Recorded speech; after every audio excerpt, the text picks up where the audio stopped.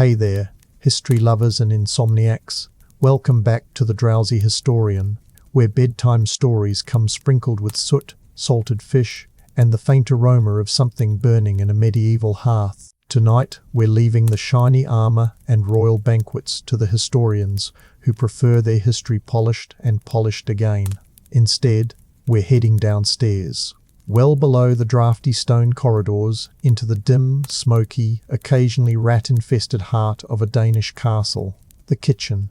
It's here, in the choking haze of firewood smoke and boiling cauldrons, that the real work of keeping a fortress alive took place. Forget the romance of culinary artistry. In a 14th century Danish castle, a cook's life was closer to industrial labor than art. This wasn't a world of delicate plating or whimsical garnishes, unless you count scraping soot off a bread loaf as a garnish. If the lord of the castle demanded roast swan with saffron sauce, you made it.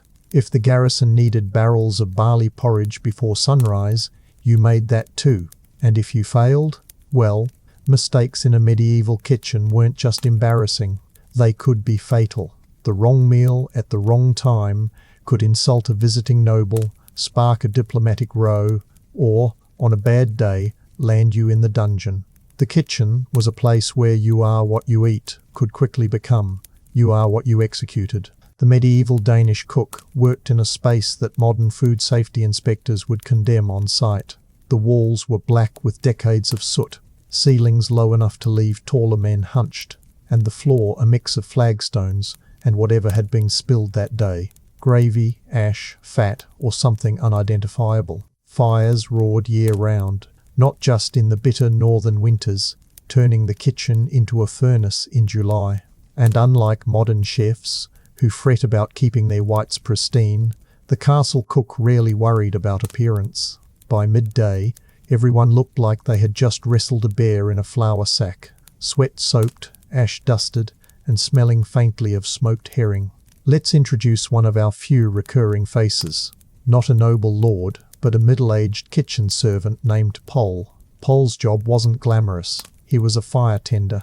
That meant his entire working life revolved around feeding the great hearths with just enough wood to keep pots boiling, but not so much as to set the rafters ablaze. He had no apron, no hat, and no illusions about his importance. Though, truth be told, without him the kitchen would grind to a halt. His hands were scarred from countless splinters and burns, and his hair smelled permanently of wood smoke. Pol's life was a reminder that in a medieval castle there were no small jobs, only ones you didn't want to do. Cooking for a castle wasn't just about feeding mouths, it was about sustaining power. Every meal carried a message. A lavish dinner for a visiting baron might feature imported spices, rare wines, and meats roasted whole to display the host's wealth. Meanwhile, the kitchen had to churn out endless vats of simple fare barley stews, black bread, salted fish for soldiers, workers, and servants. The same kitchen that plated swan for the lord would ladle watery gruel into wooden bowls for the stable boys. This contrast wasn't accidental. It was a reflection of the medieval worldview, where food reinforced the hierarchy as much as tapestries or titles did. And here's a fun but slightly grim fact. Medieval cooks in Denmark often doubled as butchers. That meant killing, bleeding, gutting and prepping animals right there in the kitchen or in a nearby courtyard. Hygiene was a relative concept.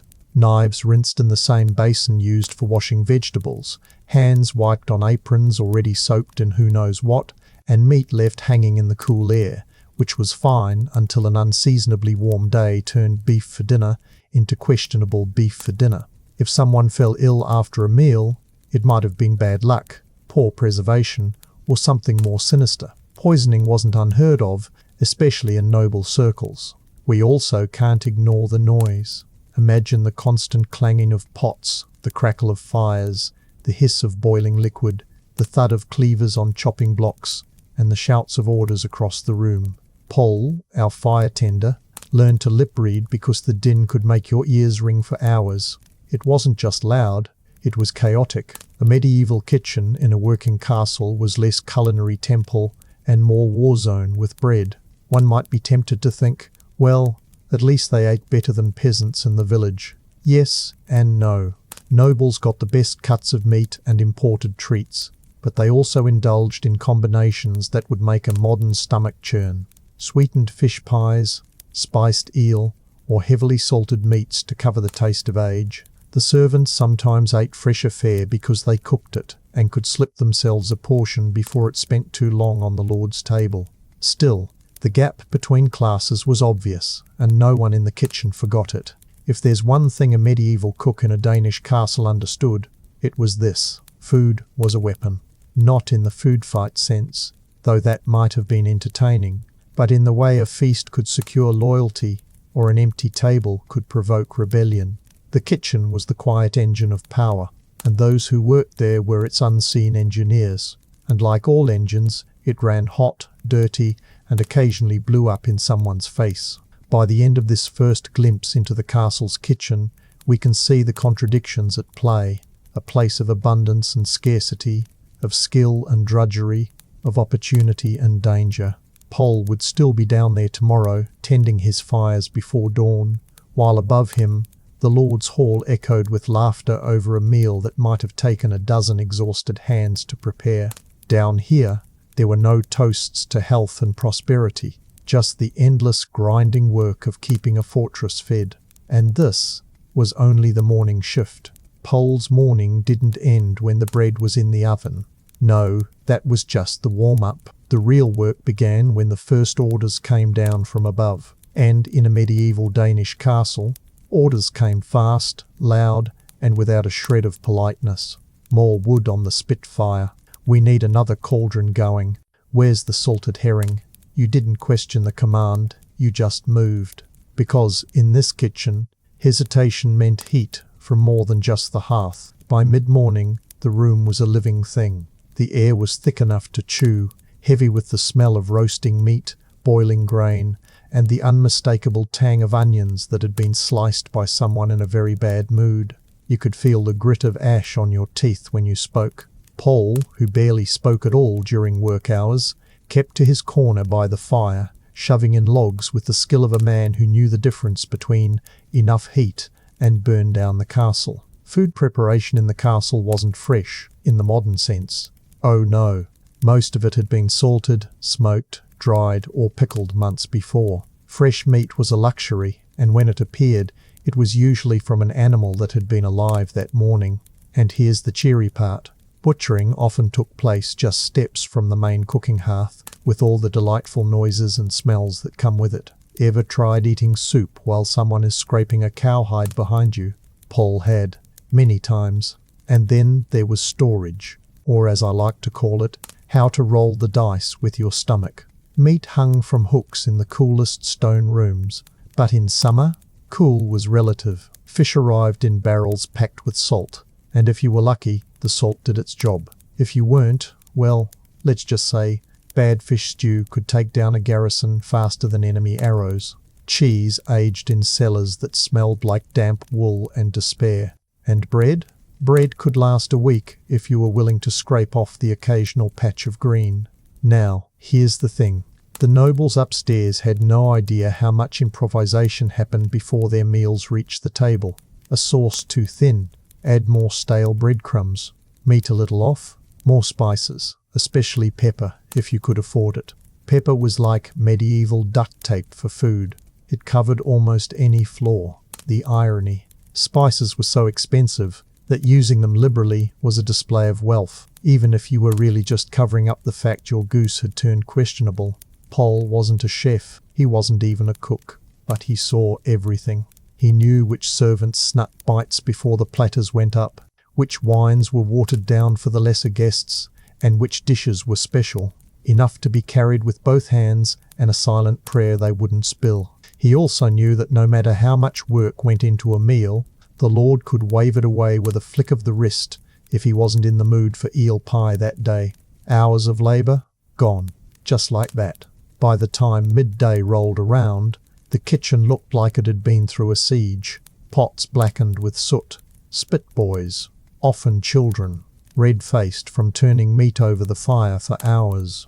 Women bent over tables, kneading dough, or pounding herbs with the focus of people who couldn't afford to make a single mistake. Paul's corner by the fire was piled with fresh wood for the evening meal, because in this place you never stopped preparing for the next round. And here's the kicker. For all the sweat, burns and back-breaking labour, kitchen staff weren't exactly showered with gratitude. Most lords considered good food their right, not a gift. Praise was rare. Complaints, on the other hand, were abundant. Too salty, too cold, too tough. Paul often joked, though only when he was far from the great hall, that the safest dish you could serve a noble was an empty plate, because at least then they couldn't say it was overcooked. Still, there was pride in the work, not the kind that came from applause or thanks, but the quiet pride of knowing the castle couldn't function without you. Without the endless bread loaves, vats of stew and smoked fish, the soldiers wouldn't march, the lord wouldn't host, and the castle wouldn't stand. In the heart of that smoky kitchen, with its chaos, heat, and relentless pace, the cooks and servants were the real defenders of the realm. They just did it with knives and ladles instead of swords. And as Paul leaned back for a moment, wiping sweat from his brow with a sleeve already streaked in ash, he knew what was coming next, the dinner shift, which meant starting all over again, because, in a medieval castle, the kitchen fire never really went out. Chapter 2. The Daily Grind. 4. Not lively, mind you. There was nothing cheerful about it at that hour, but alive in the way a sleeping beast stirs before it decides whether to stretch or bite. The air was damp and cold, the kind of cold that slides into your bones and sits there, smug. The stone floor underfoot felt like ice, and even the hearths were dark, because the last embers had given up hours ago. Somewhere in the darkness, Paul was already moving, crouched low, coaxing fire from a reluctant pile of last night's ashes. The trick was not to breathe too hard. One puff in the wrong place, and you'd choke yourself with a faceful of smoke before you'd even started your day. And yet, the fire had to come alive quickly. Without it, the rest of the morning's chaos couldn't happen, and chaos was, ironically, the goal. The first noises of the day were not pots clanging or meat sizzling.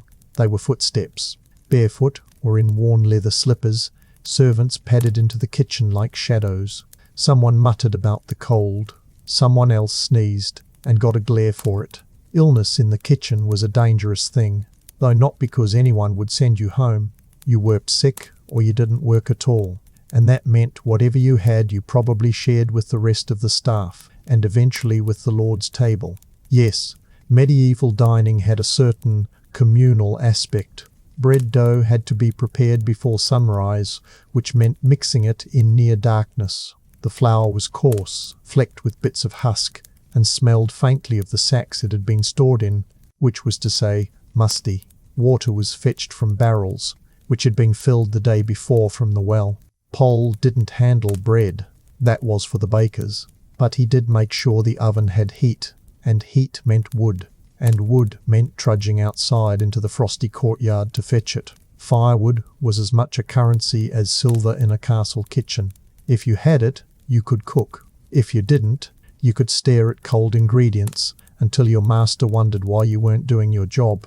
And if you were really unlucky, you'd be sent out to chop more, in the dark, in January. By the time the first hint of light leaked into the sky, the kitchen was already layered in smells, wood smoke, yeast, damp wool, and the sharp tang of onions. Fires crackled in 2 hearths, and iron pots hung from hooks like heavy fruit on a metal tree.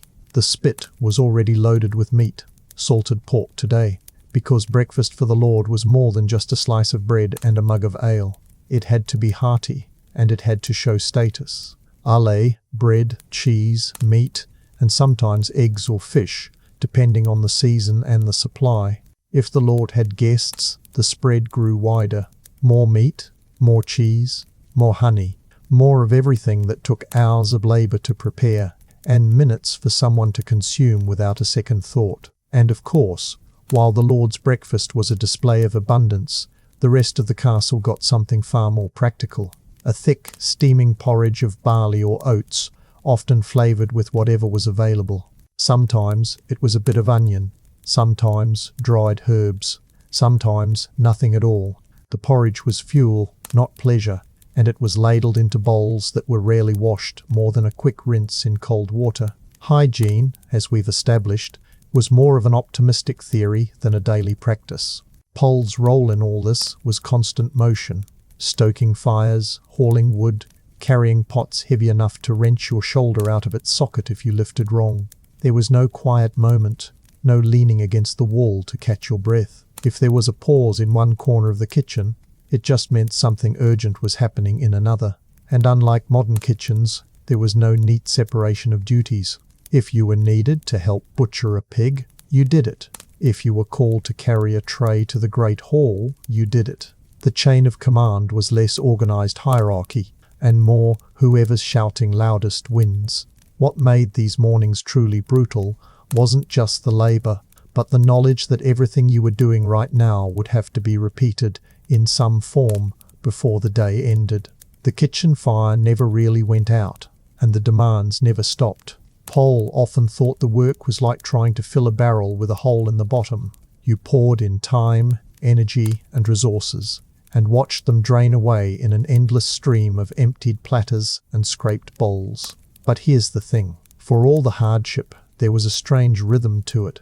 You learned to measure the morning not by the hour, but by the sound of the spit turning, the scent of bread crust beginning to brown, the change in the light as the sun finally climbed over the battlements. You learned the order in which to do things, so the chaos didn't consume you, or at least so it consumed you more slowly. And you learned, above all, that in a medieval castle, breakfast wasn't just a meal. It was the first battle of the day, and losing it wasn't an option. By the time the Lord took his first bite upstairs, the kitchen downstairs was already deep into preparing for the next meal. Because in this place, the work didn't just start early, it never ended. Feeding a medieval Danish castle was not a matter of tossing a few loaves and roasts on the table.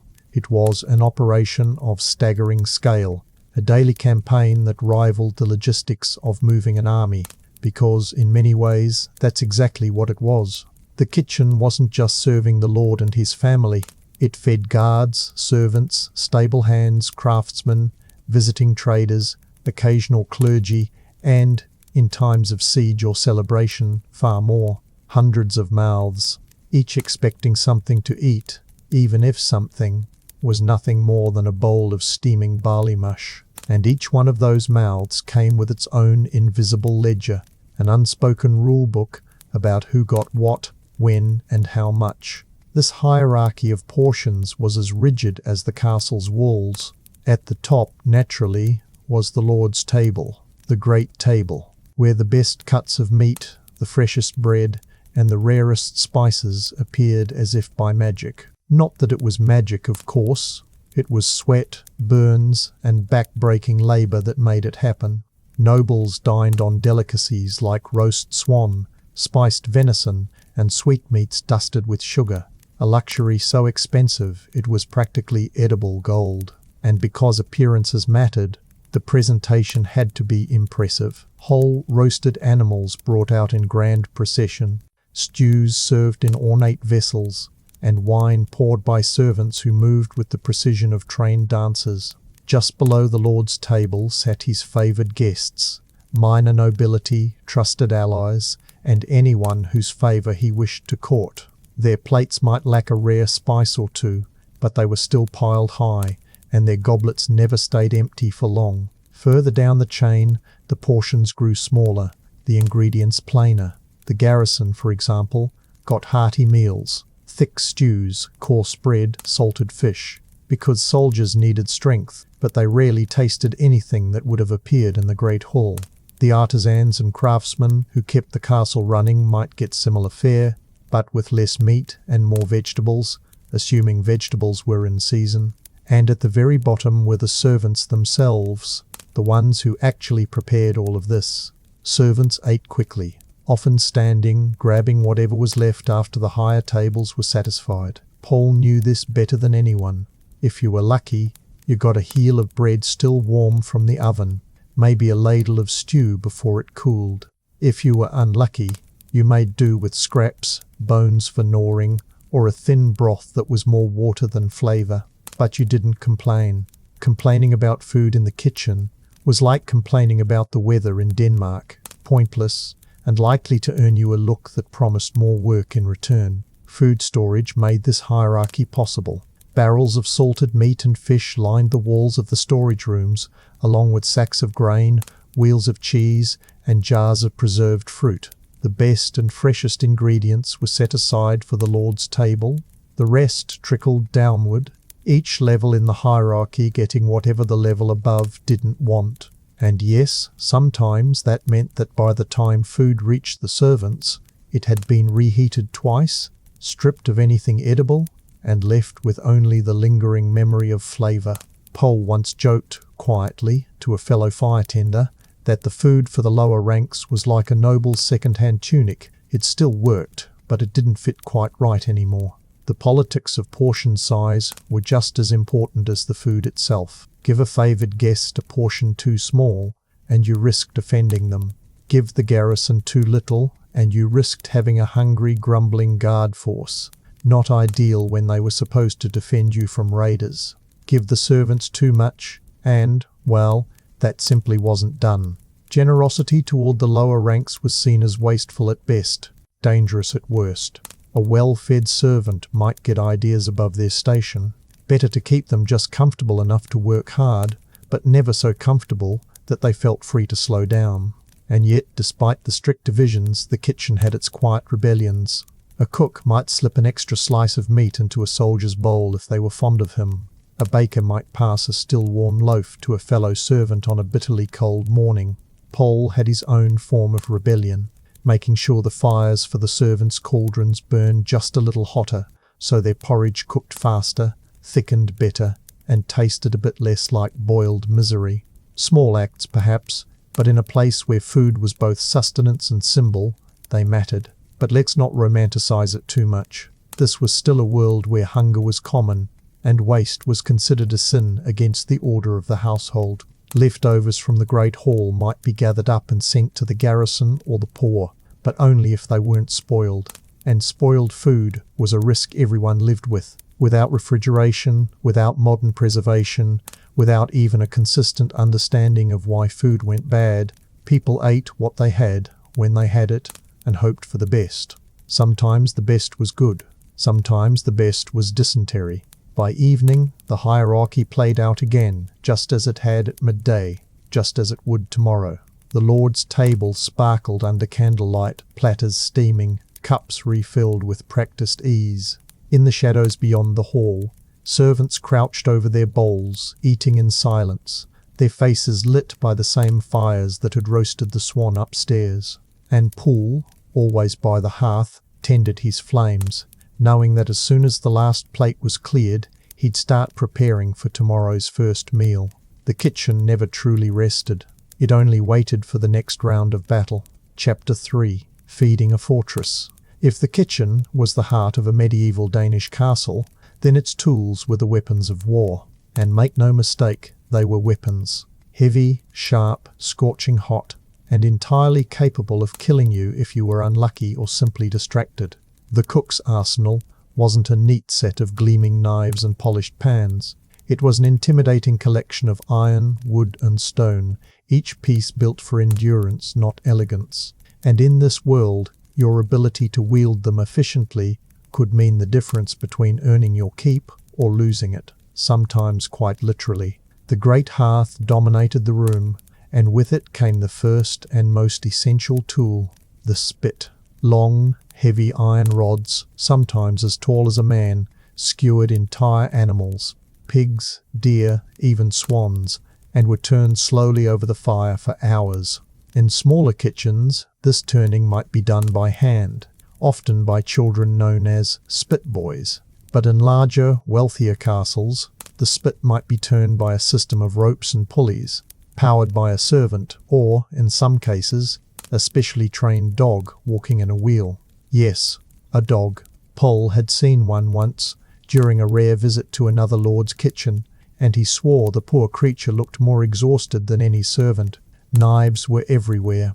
Not the tidy chef's knives you might imagine, but long, broad-bladed cleavers for chopping through bone, narrow carving knives for slicing meat, and smaller blades for peeling, trimming, or stabbing at stubborn chunks of salted fish. They were kept sharp, very sharp. Not because anyone cared about precision cuts, but because a dull blade was more dangerous. You had to press harder, pull harder, and that's when you slipped. Powell had seen more than one kitchen hand walk away with a finger hanging by a thread because they lost focus for half a second, and no one stopped working for a cut. You wrapped it in cloth, probably dirty cloth, and got back to it. Then there were the pots and cauldrons, vast iron beasts suspended over the fire or resting directly in the coals. Some were so large it took 2 people to lift them even when they were empty. Filled with boiling liquid, they were a hazard to anyone foolish enough to get too close. Scalds and burns were as common in the kitchen as blisters and sore backs. In the wrong hands, or with one wrong step, an entire cauldron could tip, spilling gallons of near-boiling stew across the floor. Paul remembered one winter when a young servant slipped on the icy stones while carrying a pot of broth. The screams still rang in his ears years later. The mortar and pestle was another constant companion, used to grind herbs, spices, and sometimes grains into finer textures. It was laborious work, pounding away for long stretches, often with stone or metal tools so heavy they left your shoulders aching.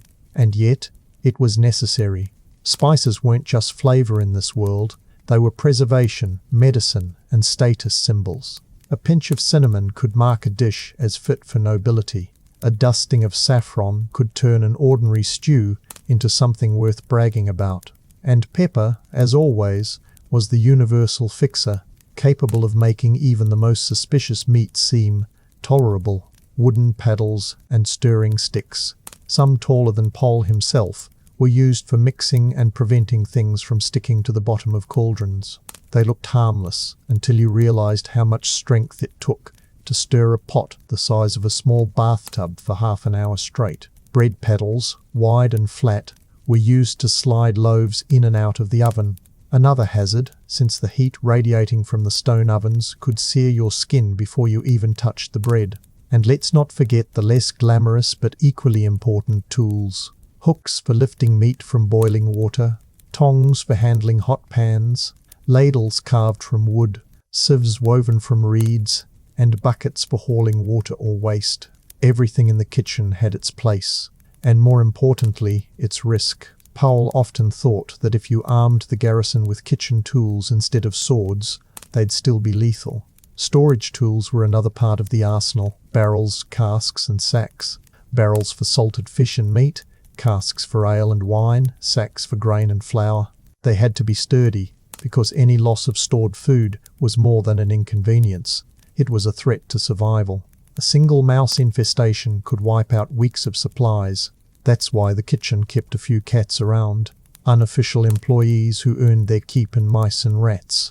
Poole liked the cats, though he suspected they were better fed than some of the servants. Every tool had a learning curve, and there was little patience for slow learners. A new kitchen hand might be shown how to use a cleaver once, then expected to get on with it. Mistakes were costly, not just in wasted food but in time. And time in a medieval kitchen was the one resource no one could afford to lose. There were no timers, no thermometers, no written recipes. Everything was judged by sight, smell, and touch. Too much smoke under the spit meant a bitter flavor. Too little, and the meat wouldn't cook through. Bread dough had to be kneaded until it felt right, whatever that meant to the person in charge. The cook's arsenal wasn't about beauty, it was about survival.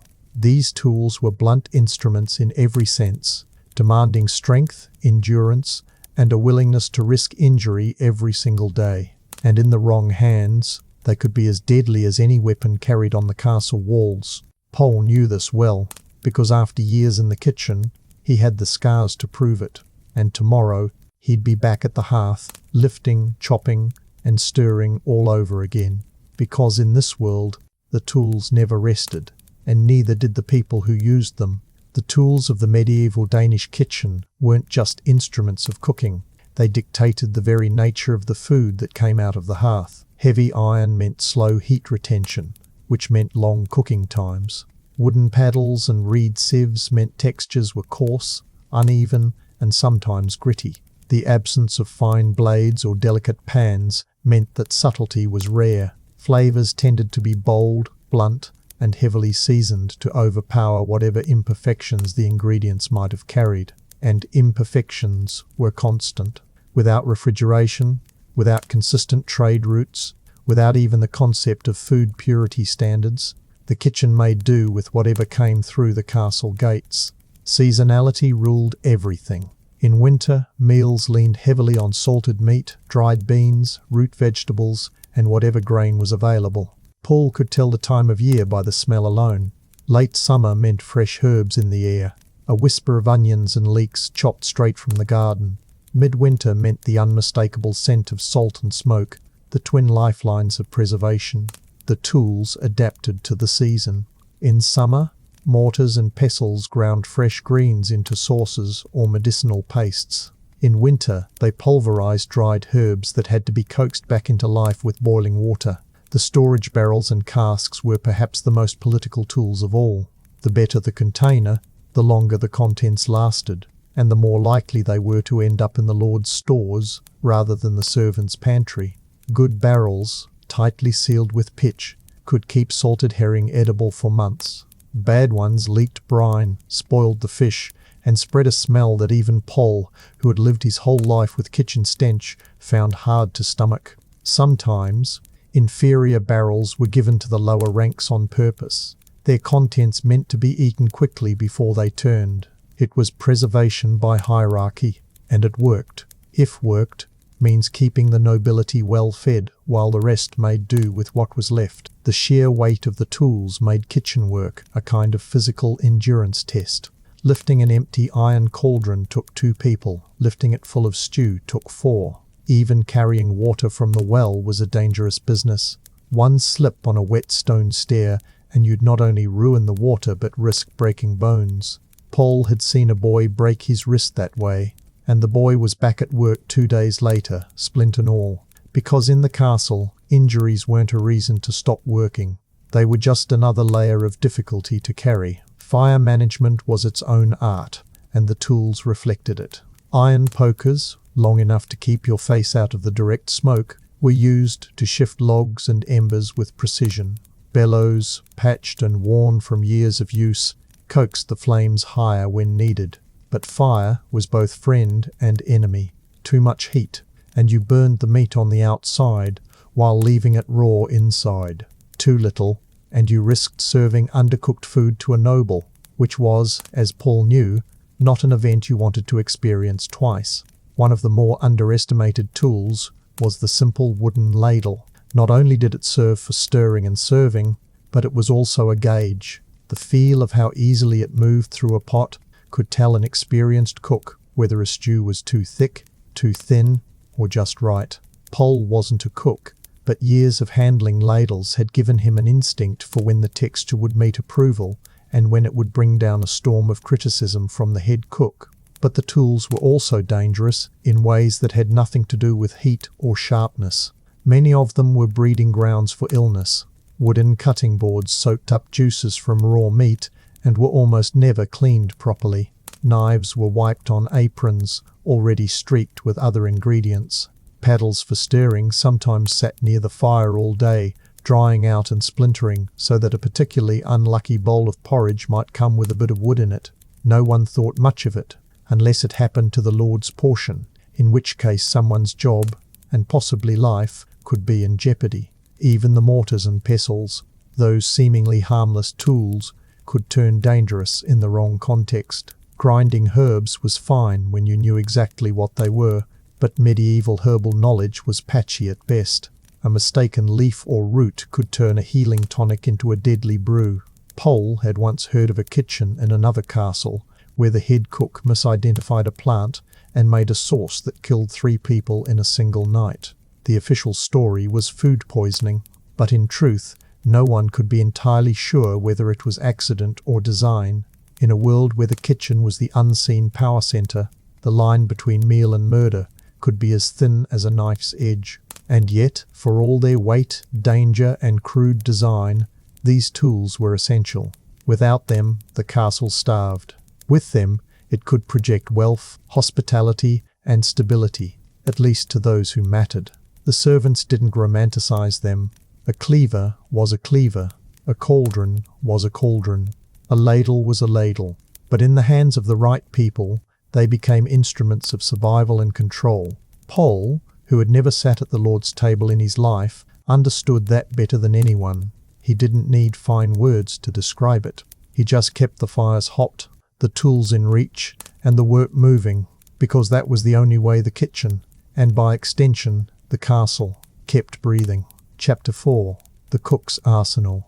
In a medieval Danish castle, ingredients weren't just food, they were a kind of currency. Every loaf of bread, every salted fish, every pinch of spice told you something about the castle's wealth, connections, and priorities.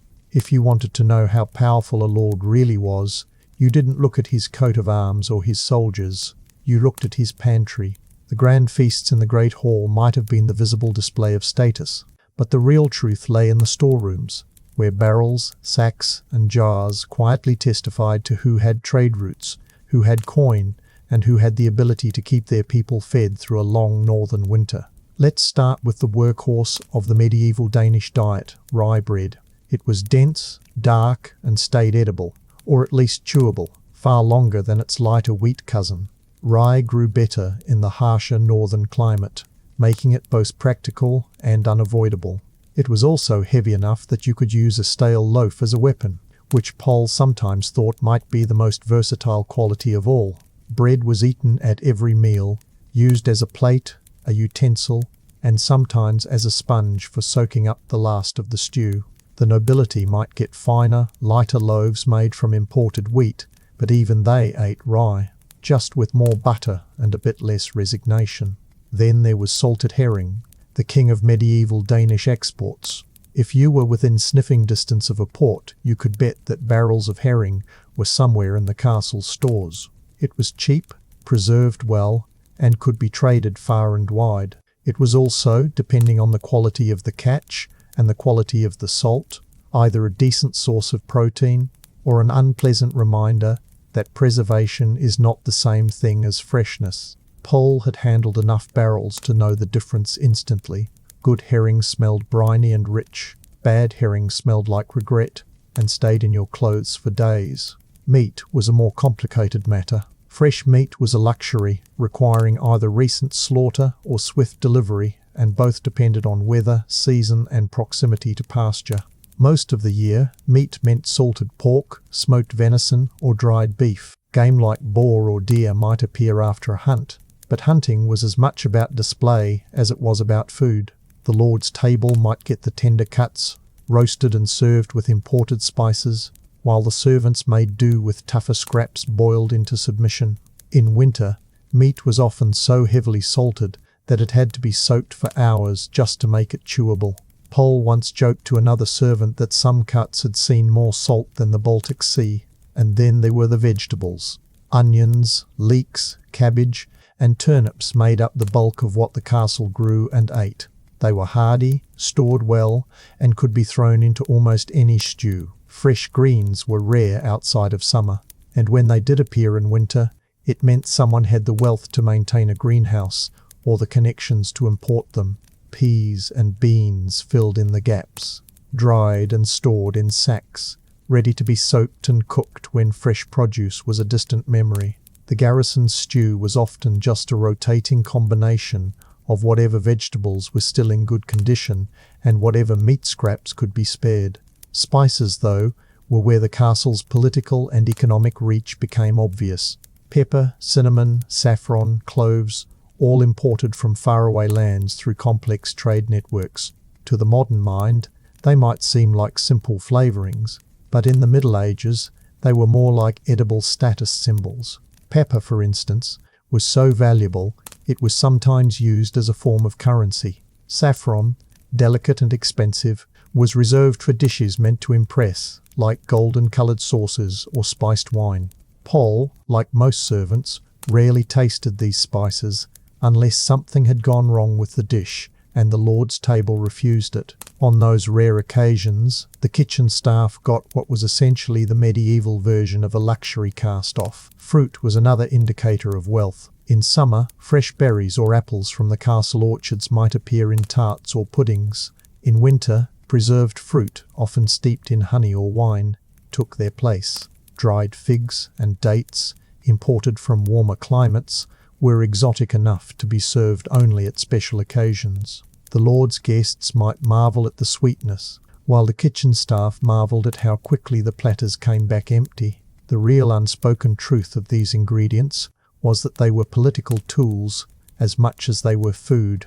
A feast rich in spices and rare ingredients could impress allies, intimidate rivals, and reinforce the image of a lord whose reach extended far beyond his own lands. On the other hand, a poorly stocked pantry could be a silent sign of weakness, and in a world where rumours travelled faster than carts on the road, no lord wanted to be known for serving thin stew to his guests. Pole, of course, didn't think in terms of politics. He thought in terms of work. More imported goods meant more preparation, more delicate handling, and more opportunities for things to go wrong. Drop a loaf of bread and no one cared. Drop a jar of imported saffron and you might as well dig your own grave. The weight of those rare ingredients wasn't in the jar itself, it was in the unspoken threat of failure. And in the castle kitchen, failure was never on the menu. If the ingredients of a medieval Danish castle spoke of wealth and power, they also whispered a far less glamorous truth: danger. Not the kind of danger that came from an enemy's sword, but the kind that sat quietly in your bowl, waiting for you to take a bite. Food could nourish, impress, and sustain, but it could just as easily sicken, weaken, and kill. In an age without refrigeration, without germ theory, and without anything resembling modern hygiene, every ingredient carried a hidden gamble. And in the castle kitchen, that gamble wasn't just on the eater's side, it was on the cook's as well. Take salted meat, for instance. In theory, salt was the great protector, drawing moisture out of the meat and making it uninhabitable for the things that made food spoil. In practice, salt was expensive, and sometimes the people doing the salting cut corners. A poorly salted cut of pork might look fine on the outside, but hide rot within. Pole had seen it more than once, the knife slicing through the surface, the smell hitting like a physical blow, the silent exchange of glances that meant, "We can't serve this to the Lord, but maybe we can boil it to death and give it to the garrison." A long, rolling boil was the medieval cure-all for questionable meat. It didn't always work. Sometimes the only thing that changed was the smell, from rot to rot with herbs. Fish, especially herring, had its own hazards. Salted herring could last months, but only if kept in tightly sealed barrels in cool, dry spaces. A cracked lid or a damp storeroom could turn an entire barrel into a breeding ground for things no one wanted to think about. Pole once heard about a rival castle that served bad herring at a feast for visiting traders. Half the guests spent the next day doubled over, and the castle's reputation took months to recover.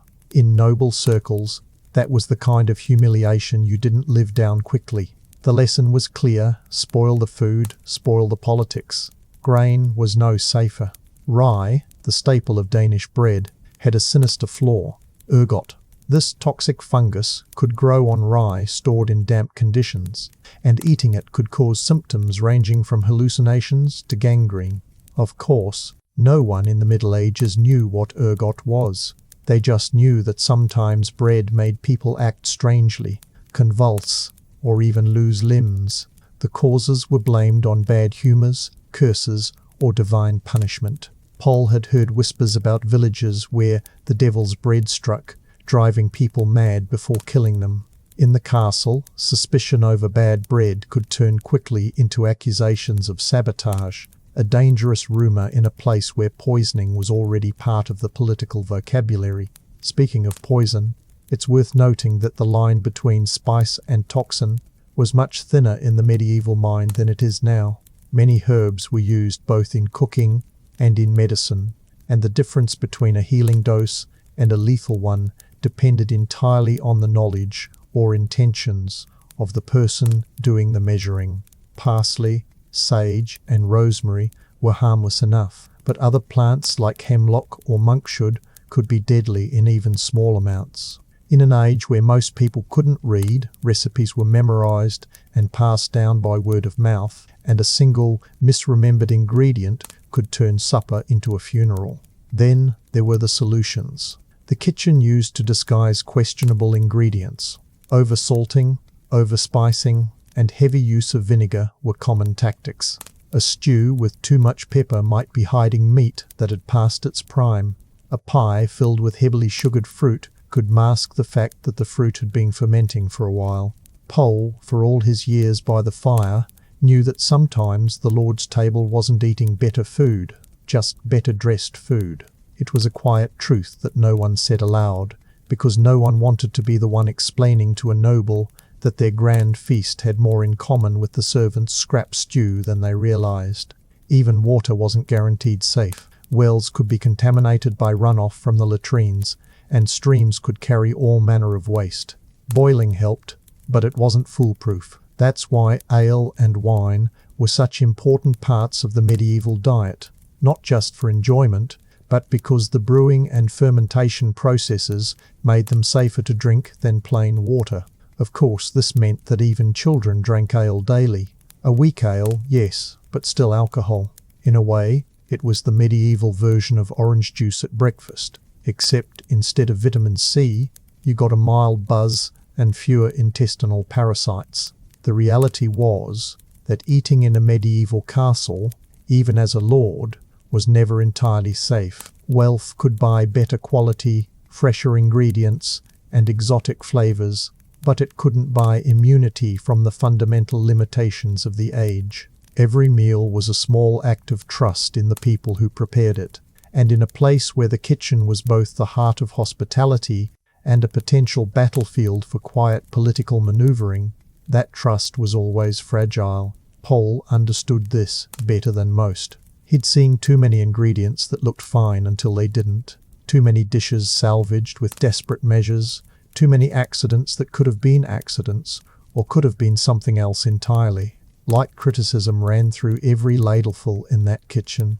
The nobles upstairs might boast about their fine fare, but Pole knew the truth. Without the relentless work of the kitchen staff, they'd be gnawing on stale bread and hoping it didn't make them see visions of demons. And maybe, he thought, that wouldn't be such a bad lesson for them to learn.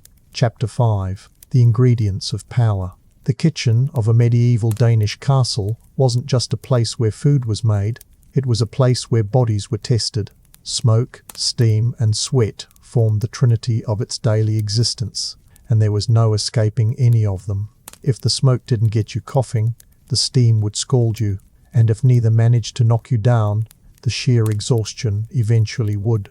The walls were stained black from years of fires, the air always heavy, and the stone floor either slick with spilled broth or gritty with ash. No matter the season, the kitchen's climate was its own, entirely detached from the weather outside. Winter might be brutal in Denmark, but inside the kitchen it could still feel like the height of summer, and summer itself felt like being locked inside a bread oven. The smoke was relentless. It wasn't just the faint, pleasant scent of a wood fire curling through the air. It was thick, clinging, and ever-present, curling into your hair, your clothes, even your skin. The hearths burned from before dawn until long after the Lord had finished his evening meal, and they didn't burn clean. The damp wood, the fat dripping from spits, the constant stirring of the embers, all of it sent waves of smoke rolling through the kitchen. Pole had long since given up trying not to cough. The real trick was learning to do it quietly, so you didn't get barked at for slacking. And over time, everyone developed that same low, rough voice that came from years of breathing the air down there. Steam, too, was an unavoidable enemy. Great iron cauldrons hung above the flames, their contents boiling for hours, sending up clouds that condensed on the stone walls and ceiling before dripping back down. Stirring those cauldrons meant leaning into the steam, blinking against it, trying not to slip as the floor grew damp underfoot. Pole had burns up and down his forearms from those moments when the hot vapor surged out unexpectedly, and he wasn't alone. Scars were as much a part of the uniform as the soot-streaked tunics. No one complained about them because complaining didn't cool the fire or dry the air. And then there was the sweat. It didn't matter how cold it was outside. Once you'd been working in the kitchen for an hour, your clothes were plastered to you. Servants often worked with sleeves rolled up, not out of comfort, but because fabric soaked with sweat and grease caught fire more easily than bare skin. Paul knew this from experience, and the memory of a man's sleeve going up in flames faster than a torch was one that stayed with him. In that moment, several people had dropped everything to smother the fire, and the meal they were preparing was left to burn. The Lord, naturally, was displeased. The combination of smoke, steam, and sweat meant that the kitchen always smelled complex. There was the savory scent of roasting meat, the earthy notes of vegetables boiling in broth, the sharp bite of chopped onions, and underneath it all, the sour tang of human labor. It was the kind of smell you stopped noticing after a while, until you stepped outside and realized the rest of the world didn't smell like a cauldron full of onions and pork fat. The physical strain was constant. Everything in the kitchen was heavy. The tools, the pots, the buckets of water, the sacks of grain. And you didn't get to work at a leisurely pace. There was no pause between tasks. No chance to lean against the wall for a moment, unless you wanted to risk the head cook's glare. The heat sapped your strength faster than you realized, so that by the time you carried the last tray of food up to the great hall, your legs felt like lead. And that was just the first meal of the day. Accidents were inevitable. Knives slipped, spits turned too quickly, hot fat popped and spat across exposed skin. Paul had seen more burns than he could count, and more than a few deep cuts that should have been stitched, but were instead wrapped in whatever rag was closest. Infection was a constant threat, but in a time when clean meant rinsing something in cold water, prevention was more luck than science. You either healed or you didn't, and if you didn't, well, someone else took your place at the hearth. There was also the mental strain, the constant noise, the pressure to keep everything moving, the knowledge that one mistake could ruin not just a dish, but an entire meal. Nobles didn't accept excuses. If a roast was underdone or a pie collapsed, the head cook would bear the blame, but the anger trickled down to every servant involved. Paul had learned that the safest way to work was to keep your head down, your hands busy, and your mouth shut unless spoken to. The criticism from above was relentless too. The Lord and his guests saw the final product, never the effort behind it, and yet they felt free to pass judgment on every detail. Too salty, too cold, too chewy. Paul often thought that the people upstairs had never been hungry enough to truly appreciate food. Their complaints were the luxury of the well-fed. He sometimes imagined serving them what the servants ate: thin gruel, stale bread, a scrap of meat if they were lucky, just to see how quickly they changed their tune. Still, for all the heat, the noise, the danger, and the lack of appreciation, the kitchen kept running. Day after day, meal after meal, the fires were lit, the cauldrons stirred, the meat roasted. It was exhausting, punishing work, but it was also essential. Without the kitchen, the castle's defences might hold, its banners might fly, but its people would starve. And maybe that was the greatest irony of all. The most vital part of the castle was hidden in its smoky, sweaty depths, run by people no one outside those walls ever thought about. The heat, the smoke, the steam. They didn't just make the kitchen unpleasant in the moment, they carved themselves into the body over years, leaving marks that no amount of rest could erase. The long-term toll on the people who worked there was as predictable as the sunrise. Bad backs from lifting cauldrons and sacks of grain, scarred hands from burns, creaky knees from hours spent standing or hauling water up and down stone stairs. Paul sometimes joked that you could tell a kitchen worker's age not by the number of years they'd lived, but by how many joints they could still bend without wincing. Lung problems were almost inevitable. Breathing in smoke every day for years meant a constant cough, a raw throat, and a chest that rattled in the cold. There were no masks, no vents, no thought given to airflow beyond, does the fire stay lit? Some workers developed a kind of permanent squint from years of leaning over smoky hearths, eyes watering and stinging. The lucky ones simply adapted, their bodies hardening against the environment. The unlucky ones? They wasted away slowly, blamed for being weak rather than recognized as victims of the work itself. And then there were the illnesses no one spoke of, because in the medieval mind, if you didn't name a thing, maybe it wouldn't claim you. Skin infections from constant burns and cuts. Stomach troubles from eating scraps of food that were too questionable even for the garrison. Joint inflammation from carrying heavy loads in damp conditions. These were not the glamorous ailments of nobles, who could swoon delicately over a cup of spiced wine. These were the slow, grinding problems of people whose bodies were their only tools, wearing out one painful day at a time. The kitchen was also a breeding ground for minor but constant discomforts. Fleas and lice were as common as spoons, carried in on sacks of grain, on the hides of animals brought for slaughter, and on the clothes of anyone coming from outside. Rats and mice were permanent residents, bold enough to dart across the floor in broad daylight. Paul had once seen a rat drag away a chunk of bread nearly as big as its own head, and no one bothered to chase it. In truth, the kitchen needed the cats more than it admitted, and the cats knew it, strutting in and out like they owned the place. Even the food preparation itself could make people sick. Grinding spices or herbs released clouds of dust that settled in the lungs, irritating them. Handling salted meat all day dried and cracked the skin, letting in infection. And the constant lifting, bending and stirring left muscles aching in ways that never really went away. Rest days were rare, and even on those, many servants found themselves pulled into other labour around the castle. Cleaning, hauling, mending. The idea of time off was laughable. Yet somehow, people endured. Some because they had no choice. A servant couldn't simply walk away from their post without risking punishment. Others because, grim as it was, kitchen work at least provided food and shelter, which was more than could be said for life outside the castle walls. Paul had met enough travellers and beggars to know that even the smoke-choked air of the kitchen was better than the hunger and exposure beyond the gates. It was survival, plain and simple, and survival had its own grim comfort. Still, there was an undercurrent of quiet rebellion. Workers found ways to make the job bearable, even if only in small moments. Sharing a joke over the spit when the head cook's back was turned, sneaking an extra ladle of stew into a friend's bowl, saving a small scrap of meat or a heel of bread to take home. These acts didn't change the conditions, but they made the hours pass a little faster. Paul himself had a habit of leaning on his poker just a second longer than necessary, pretending to check the embers when in truth he was giving his legs a rest. Small victories, but victories all the same. Criticism from the nobility was the bitter seasoning that flavoured every day.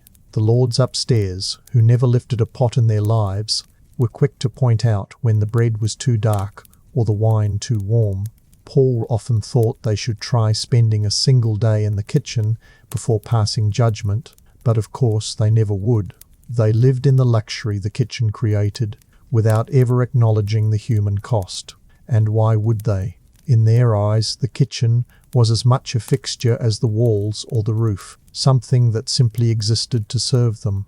By the time night fell, and the last of the dishes were scrubbed, or at least scraped, the kitchen was quieter, but the heat still lingered, trapped in the stones. Servants dragged themselves to whatever sleeping space they had, clothes smelling of smoke and sweat, hands sore and rough. Tomorrow it would all begin again.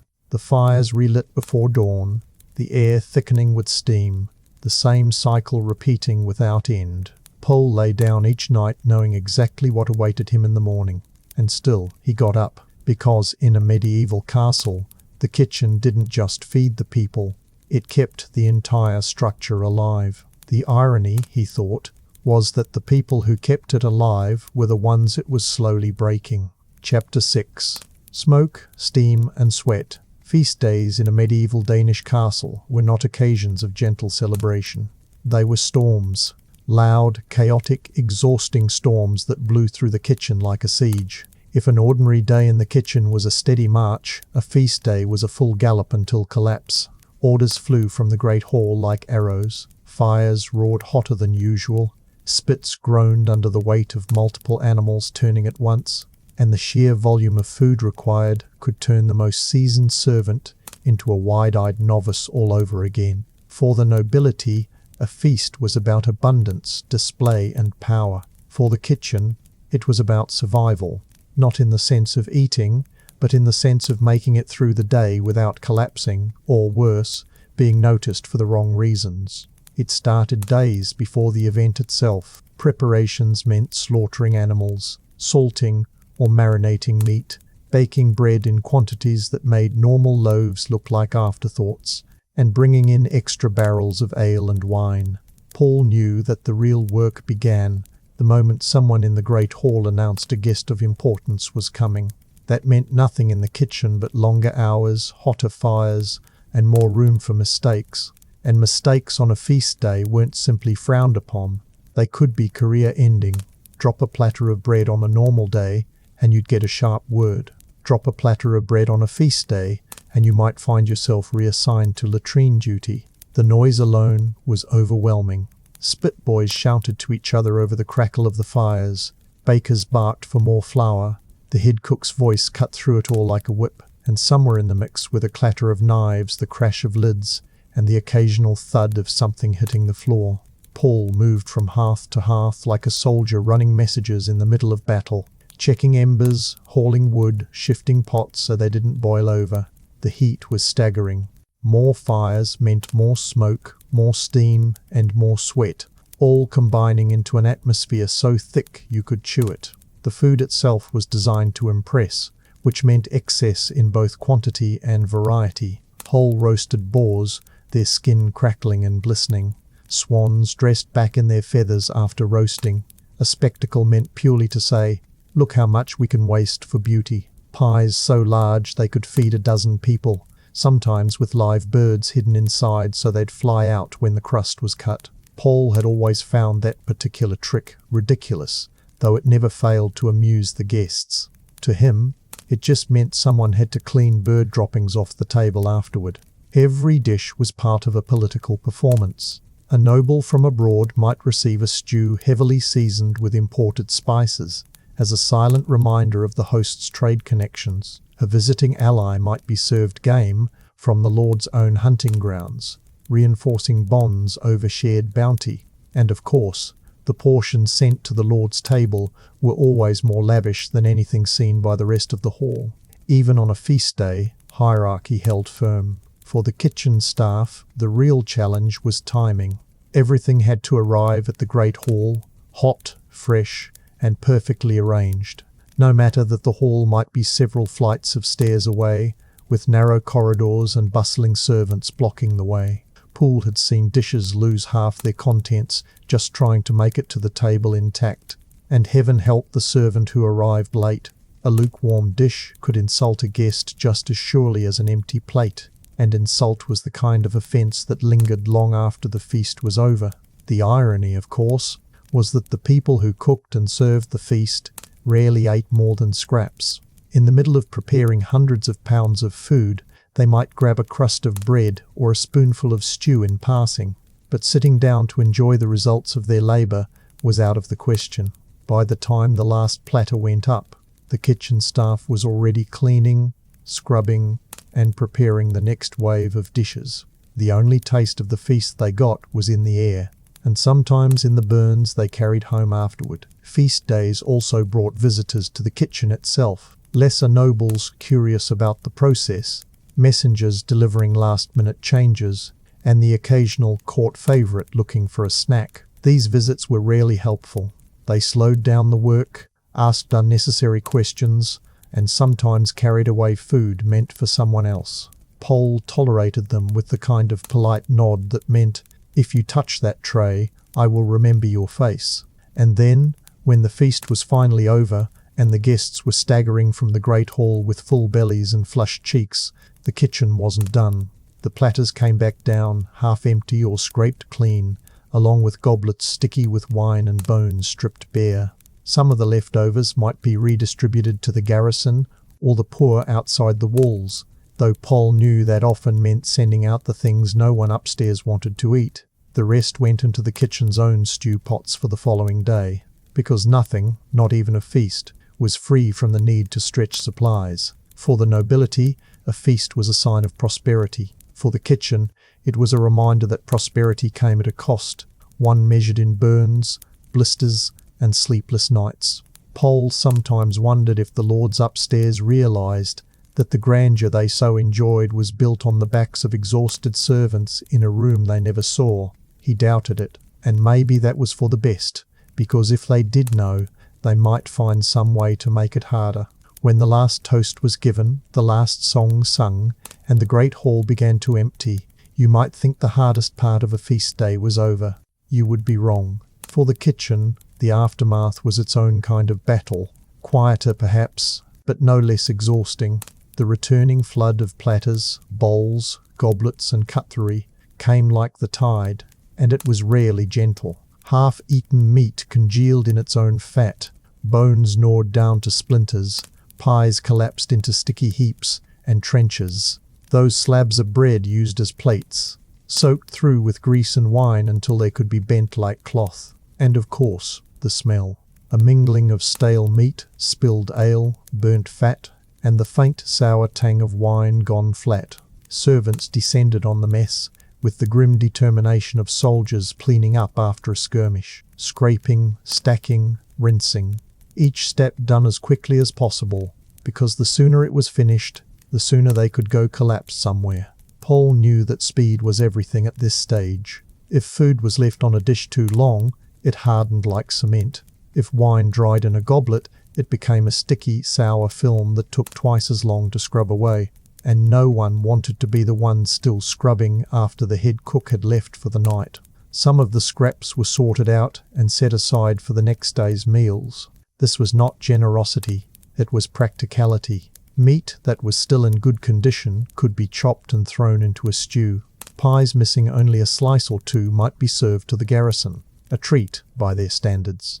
Even the grease scraped from roasting pans could be saved, used to flavour other dishes or to oil tools. Waste was a sin in the kitchen, not for moral reasons, but because every wasted scrap was a wasted resource. The nobles might view abundance as proof of power, but the kitchen viewed it as something to be managed, preserved, and stretched as far as possible. Once the food was sorted, the real cleaning began. Cauldrons had to be scoured with sand and hot water, an arm-aching task made worse by the heat still radiating from the metal. Wooden spoons and paddles needed to be rinsed and left to dry, though dry, in the damp air of the kitchen, was a relative term. Knives had to be wiped clean, not because anyone was worried about rust. Rust was inevitable, but because a dull or pitted blade slowed the next day's work. Paul moved through the room with his poker in hand, prodding the embers into life again where needed, because even as the night wound down, some fires had to keep burning for early morning baking or brewing. Feast day cleanup also had its politics. Leftovers were sometimes claimed by higher-ranking servants, a perk of their position. This meant that if you were low in the kitchen hierarchy, you might watch a fine roast vanish into someone else's satchel before you had the chance to taste it. Pole had long since stopped being surprised by such things. In the castle, hierarchy didn't vanish when the work was done. If anything, it became more obvious when there was a prize to be claimed. And then there was the fatigue, the bone-deep, mind-numbing exhaustion that came after a full day of frantic work. Your legs ached, your back screamed, and your hands were a patchwork of burns, cuts, and blisters. But there was no collapsing on the spot. The floors had to be swept, the waste carried out, the storage checked for anything that might need attention before morning. Pole sometimes wondered if the lords upstairs, still basking in the glow of their feast, had any idea that the people who made it possible were still working long after their guests had gone to bed. He doubted it. The nobility's idea of a long day usually involved sitting through a tedious speech. Even after the cleaning was done, the work didn't truly stop. The next day's bread dough might be started, or vegetables chopped for the morning meal. The kitchen never allowed itself to be caught unprepared, and feast days only reinforced that habit. A kitchen that failed to recover quickly could stumble the next day, and stumbling meant failing to meet the expectations of those upstairs. In this world, recovery was as important as the feast itself. By the time the last servant left the kitchen, the fires banked low and the air thick with the ghost of the day's smells. The castle above was silent. Poole often walked back to his sleeping space through empty corridors, the echoes of his footsteps, the only sound. He knew he would sleep deeply, but not for long. Dawn came early, and in a few short hours the fires would need stoking again, the cauldrons filling, the bread baking. The nobles would wake expecting another day of abundance, and the kitchen would deliver, because it had to. There was no applause for a well-run feast, no thanks for the clean-up, no acknowledgement of the labour that kept the illusion of endless prosperity alive. And perhaps that was the greatest joke of all. The grandeur of the feast didn't belong to the lords who hosted it, but to the kitchen that made it happen. A truth that, like so much else in the castle, was swallowed up and forgotten the moment the candles burned low. Chapter 7.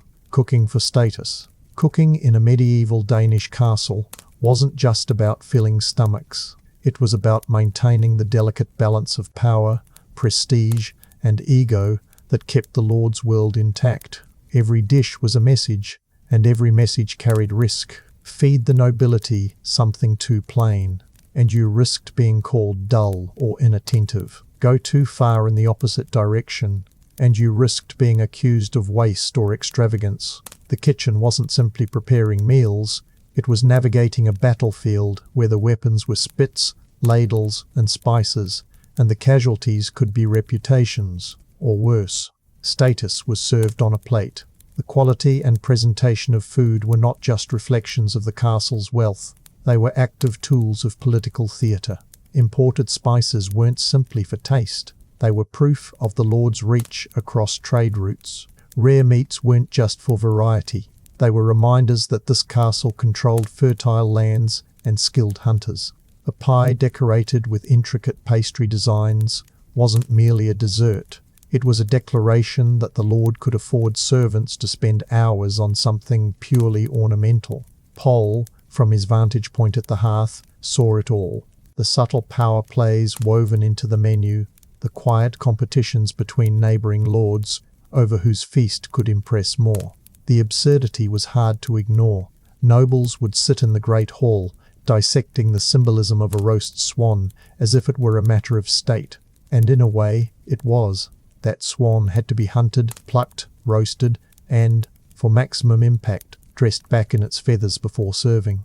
It was a ridiculous amount of work for something that would be picked apart in minutes, leaving nothing but bones and feathers for the kitchen to dispose of. Poole often wondered if the lords ever thought about the hours of labour that went into making their table look like a display at a market for the gods. He suspected they didn't. But there was danger here too.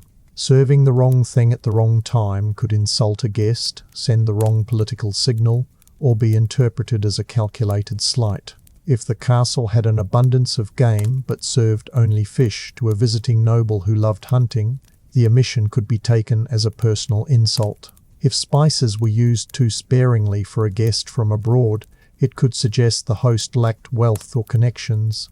The head cook was as much a diplomat as a chef, balancing the tastes and expectations of the high table with the limits of the pantry. Poole had seen him agonize over whether to send up a venison stew or a roasted boar, as if the fate of the realm depended on the decision, and in some small way, it probably did. Meanwhile, below the high table, the message changed entirely. The garrison didn't need to be impressed, they needed to be fed. Soldiers got thick stews, bread, and ale. Hearty fare meant to keep them on their feet, not make them feel important. Craftsmen and artisans got similar treatment, though with less meat and more vegetables. Servants? They got what was left. A noble's feast might proclaim power, but the food served to the lower ranks proclaimed the truth. There was a strict order to things, and it was enforced not just in titles and duties, but in every bite of food. This hierarchy created an odd tension in the kitchen. On the one hand, there was pride in sending something beautiful to the great hall. On the other, there was resentment. The knowledge that while the lord's table feasted on delicacies, the hands that prepared them were scraping the bottom of the pot for their own meals. Pole had no illusions about where he stood in this order. His work kept the fires going for the dishes that upheld the castle's image, but that didn't mean he would ever taste those dishes himself. There was also the constant push and pull between abundance and restraint. A truly impressive feast meant overflowing platters, enough food to make it seem as though the castle had resources to spare. But food didn't appear out of thin air. Overindulgence in the Great Hall could mean shortages down the line, especially in winter. The head cook walked a fine line, pressured to make the table look lavish, while still ensuring the stores would last through lean months. It was a balancing act that the nobility rarely appreciated. In their minds, the larder was always full, the wine always flowing, and the bread always rising somewhere out of sight. And, of course, criticism flowed downhill. If a noble thought a dish was too cold, the blame landed in the kitchen. If the wine wasn't sweet enough, the fault was the servants.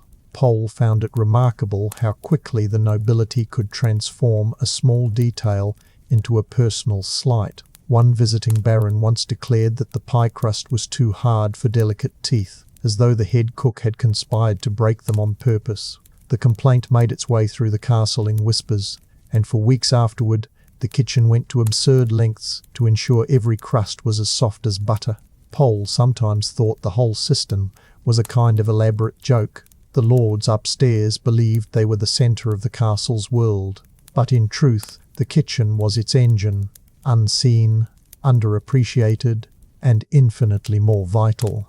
You could replace a noble with another noble, but without the kitchen, the entire illusion of wealth and order would collapse. And yet, the people who kept that illusion alive were the ones most likely to be forgotten when the plates were cleared. The illusion of abundance in a medieval Danish castle was one of the kitchen's most delicate tricks. Nobles liked to believe that their larders were bottomless, that the spice jars never emptied, and that the hunting grounds always yielded game. The reality, of course, was far less glamorous. Shortages were constant, substitutions were inevitable, and last-minute disasters were as much a part of the kitchen routine as lighting the morning fire. The head cook's real skill wasn't in creating perfect dishes. It was in making the imperfect look deliberate. Pole had seen it countless times. A promised venison roast might be swapped for pork at the last second because the deer brought in from the hunt was too scrawny or already spoiling. The trick was to drown the pork in enough rich gravy and spices that no one at the lord's table dared question it. If the bread came out of the oven darker than intended, it was suddenly country style. If the fish wasn't fresh enough for roasting, it became a pie, because nothing hid flaws like a thick crust and a heavy hand with pepper. Spices, so beloved by the nobility, were also rationed with care. Pepper and saffron might be sprinkled liberally when an important guest was present, but on ordinary days the amounts were measured so precisely that Pole suspected the head cook could feel a missing grain of pepper in the palm of his hand. The nobility never noticed the difference. As long as the food looked and smelled expensive, they were satisfied. This was the great secret. Status was in the presentation, not always in the quality. The real danger came when shortages threatened to expose the truth. A harsh winter could thin the stores faster than anyone liked to admit. Rats might get into the grain, or a shipment of fish could arrive spoiled. In such moments, the kitchen had to become a magician's workshop, transforming scraps and odds into something worthy of the high table. Pole remembered one particularly lean winter when the Lord's feast included a rich, hearty stew made entirely from root vegetables, a handful of dried meat, and more salt than was probably healthy. The guests praised its rustic charm. None of them knew they'd essentially been eating dressed-up garrison rations. Sometimes disasters happened in the middle of service. A pie might collapse, a roast might burn, or a servant could drop a platter on the stairs. In those moments, improvisation was the only lifeline. Burnt meat could be sliced thin and served with a sauce to disguise the taste. A collapsed pie could be presented as a rustic crumble, as though it had been planned that way from the start. Pole found this sort of deception oddly admirable. In a castle full of rigid hierarchies, the kitchen was one of the few places where quick thinking and creativity could actually save you. But resource juggling wasn't just about avoiding embarrassment. It was about survival. Every ingredient taken for the Lord's table was one less for the garrison, the artisans, or the servants themselves. The head cook had to decide, often daily, how to divide what was available without causing unrest. Too much to the nobles and the lower ranks might grumble. Too much to the lower ranks and the nobles would notice the absence of luxury. It was a balancing act so precarious that Powell sometimes thought it belonged in a circus rather than a castle. The hypocrisy was never far from view. Nobles would complain about the meagre selection on a table that would have been a miracle in most villages. They would wrinkle their noses at a dish for being too plain, while the people who prepared it counted themselves lucky to have enough scraps for a decent bowl of stew. Powell could hardly stop himself from smirking sometimes, imagining the nobles' reaction if they were served the actual food eaten by most of the castle's population. He suspected their refined sensibilities wouldn't survive the first spoonful, and yet the kitchen's quiet mastery of substitution and disguise kept the illusion alive year after year. Guests left the castle impressed, believing in its endless bounty, and that belief was a kind of power in itself. In a world where reputation could be as valuable as land, the kitchen was an unseen ally in every political move the Lord made. A lavish feast might secure an alliance or win favour. A poorly managed table could do the opposite. Powell knew that if the kitchen ever truly failed, the repercussions would reach far beyond the walls of the great hall. But failure wasn't an option. So the juggling act continued, day after day, season after season. The fires stayed lit, the dishes went up, and the illusion of abundance held strong. And perhaps, Powell thought, that was the greatest magic of all, convincing the powerful that their power was limitless, when in truth it was being rationed one careful ladle at a time. Chapter 8. The Feast Day Frenzy. The frenzy of a true feast day in a medieval Danish castle was something only the kitchen truly understood. The great hall might be the stage where the spectacle unfolded, but backstage, in the smoky, sweltering kitchen, the performance was brutal. A feast wasn't simply a large meal. It was a political statement, a public display of wealth, reach, and control. And, unfortunately for the people preparing it, that meant everything had to be bigger, richer, and more impressive than whatever the neighbouring lord had served at his last gathering. The nobility called it tradition. The kitchen called it war. Preparations began days in advance. The hunting party would be sent out for fresh game, deer, boar, swan, and, if the lord really wanted to show off, something rarer, like a peacock. The animals came back to the castle in various states of freshness, and the butchery began immediately. Powell had seen the courtyard turn into a chaotic open-air slaughterhouse, with blood sluicing down the stones and knives flashing in the winter light. Inside, barrels of ale and wine were rolled into storage, sacks of flour stacked high, and crates of produce brought in from the surrounding lands. The sheer volume of food needed was staggering, and every bit of it passed through the hands of people who knew they would never get to eat more than scraps of it. The head cook became a commander in these moments, barking orders over the roar of fires and the crash of pots. The hierarchy within the kitchen tightened.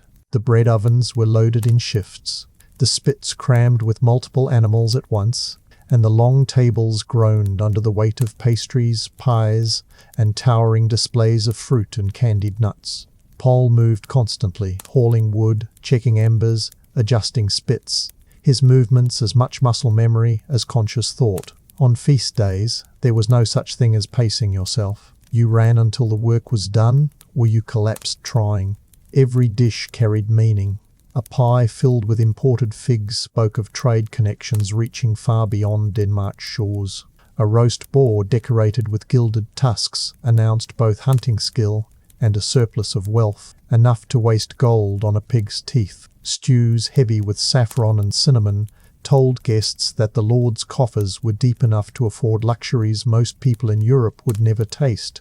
None of this was accidental. Menu design was as much about politics as it was about taste, and the kitchen was the silent instrument making it all happen. But with excess came risk. Meat roasted for hours could dry out. Pies could crack under their own weight. Sauces could curdle if left waiting too long. And there were always the unexpected disasters. A servant tripping on the stairs and sending a tray of carefully arranged pastries tumbling to the floor. A dog slipping into the kitchen and making off with a roast. Or a cask of wine splitting open at the worst possible moment. On a normal day, these were annoyances. On a feast day, they were near catastrophes. The great hall demanded perfect timing. Platters had to arrive hot, in the right order, and in a steady stream so that no one at the high table ever noticed a lull. That meant servants sprinting through corridors with trays that weighed as much as a small child, dodging each other, avoiding collisions with those carrying empty dishes back down. Pole often marvelled that more food didn't end up splattered against the walls. It was a logistical miracle every time something made it upstairs intact. And then there was the entertainment, not for the guests, but for the kitchen staff. On feast days, the nobility often made speeches, toasted alliances, or engaged in long-winded stories about hunts and battles. These were meant to impress the guests, but to the kitchen they were just delays, dangerous ones. Food waiting too long downstairs meant it cooled, and reheating was rarely an option if presentation mattered. Paul sometimes wondered if the lords would speak quite so long if they knew their perfect roast was slowly drying into shoe leather while they boasted about riding down a stag. The criticism was inevitable. No matter how grand the display, some noble would find fault. The bread too crusty, the fish not spiced enough, the ale a touch too warm. The servants took the blame, though none of these details were within their control once the food left the kitchen. Paul had learned early on not to take it personally. Nobles liked to think they had refined palates. In truth, they simply enjoyed being the kind of people whose opinions others were forced to care about. And yet, when the feast reached its peak, the great hall blazing with torchlight, the air thick with the scent of roasted meat and spiced wine, the tables laden with enough food to feed the entire village for a week, there was a kind of grim satisfaction in knowing the kitchen had made it happen. Even if the nobility didn't see them, even if they received no thanks, the kitchen had pulled off another victory. It was the unacknowledged heartbeat of the castle, and on feast days, that heartbeat thundered. When the music faded in the great hall, when the last goblet was raised and the final morsels were picked over, the real work began again, and it fell squarely back into the kitchen's lap. The end of a feast did not mean the end of the day.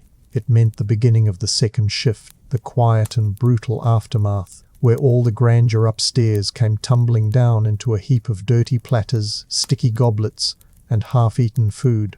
The first wave back from the hall was always the trenches. Thick slabs of bread used as plates, now soaked through with grease, wine, and whatever sauces had been ladled over them. These were scraped clean of anything remotely edible, then either fed to the dogs, given to the poorest labourers, or tossed into the pot to thicken tomorrow's stew.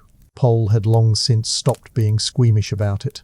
A trencher might look like a sponge that had been dropped in the gutter, but in a castle where nothing went to waste, it was still food of a sort. Then came the bones. Piles and piles of them, stripped bare or still clinging to bits of meat, depending on how polite the guest had been. These were sorted quickly. The cleaner ones could be boiled down for broth, the others tossed aside for the dogs or scavenged by the kitchen cats. Pole always found it ironic that the animals in the castle often ate better than some of the servants, but at least the cats earned their keep by hunting mice. The dogs, on the other hand, seemed to exist solely for the entertainment of the nobility and for licking the floors clean of spilled gravy. Cleaning was relentless. Cauldrons blackened from hours over the fire had to be scrubbed with sand and hot water, a task that left arms aching and hands raw. Wooden spoons and ladles were rinsed, though clean was a flexible concept. A quick wipe and a dip in boiling water was usually as far as it went. The stone floor had to be swept, but there was always an oily slickness that never seemed to go away, no matter how hard you worked. Pole suspected the stones themselves had absorbed centuries of spilled fat and smoke. The head cook walked among the workers during cleanup, not with praise, but with sharp eyes for anything salvageable. Half a pie could be repurposed. Roasted meat could be sliced and preserved in salt. Even the drippings from roasting pans were collected and poured into clay jars for use as cooking fat. The nobility might measure wealth in gold and land, but in the kitchen, wealth was measured in how little was thrown away. Waste was not just frowned upon, it was a kind of failure.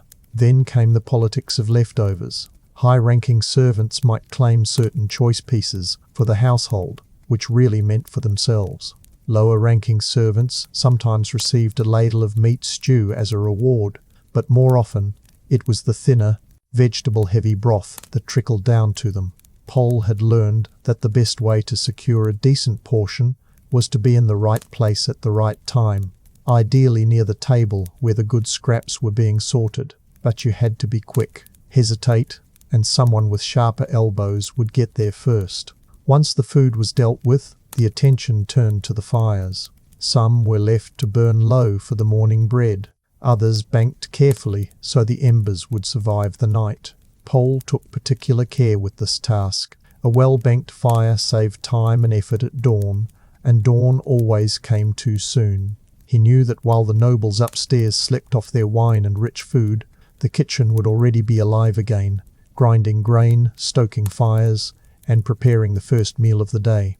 There was no rest built into the schedule. Feast days didn't come with recovery days. If anything, the morning after a feast could be busier, with visiting nobles expecting another round of impressive meals before they departed. This meant the kitchen had to clean, restock, and begin new preparations almost simultaneously. Pole sometimes thought it was like bailing water from a leaking boat. You never really got ahead, you just kept the ship from sinking. The criticism, of course, didn't stop with the feast itself. In the days following, word would trickle down about who had been impressed, who had been disappointed, and which dishes had been the talk of the hall. Rarely did the kitchen hear these things directly. Instead, they came as second-hand gossip, often tinged with exaggeration. Sometimes the praise felt almost insulting in its scarcity. A noble might say, "The swan was adequate." After 3 days of work went into its preparation. Adequate. Pole always thought if the nobles had to clean up after themselves, they might find a new vocabulary. When the kitchen finally quieted, and the air cooled enough to breathe without tasting the smoke, the workers drifted to their sleeping quarters. Some slept on straw pallets, others on simple benches in the corner of the room.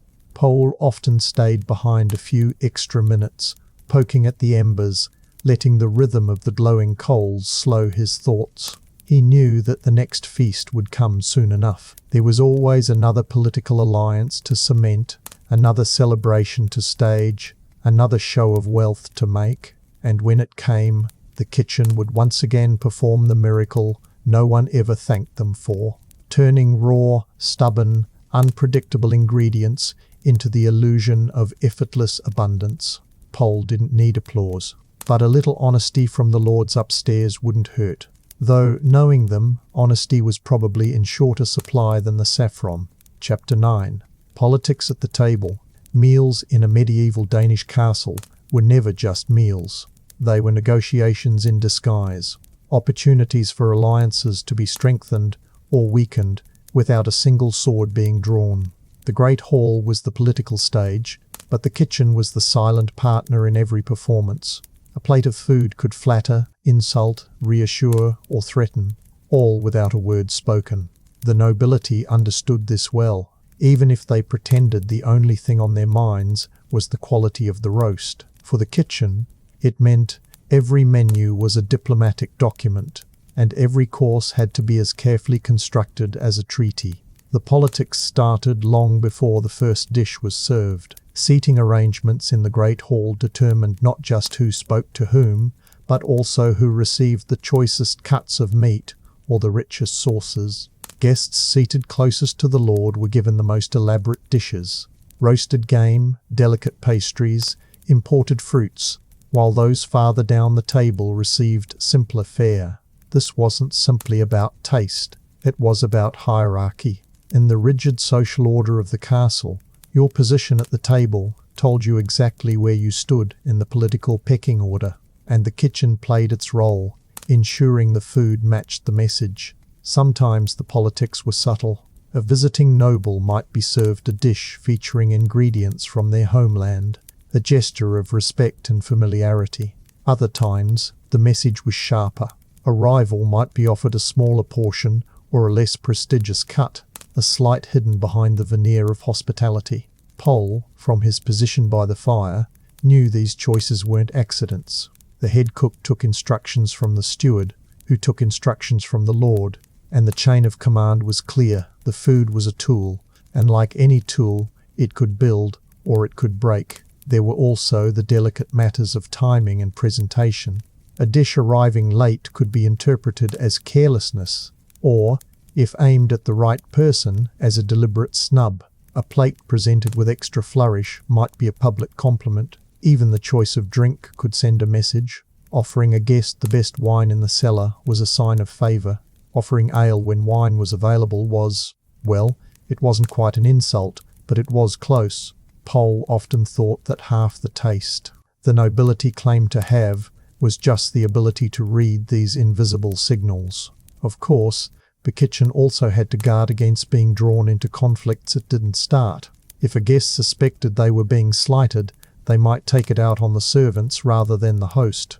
A harsh word, a sneer, even a thrown piece of bread. Pole had seen it all.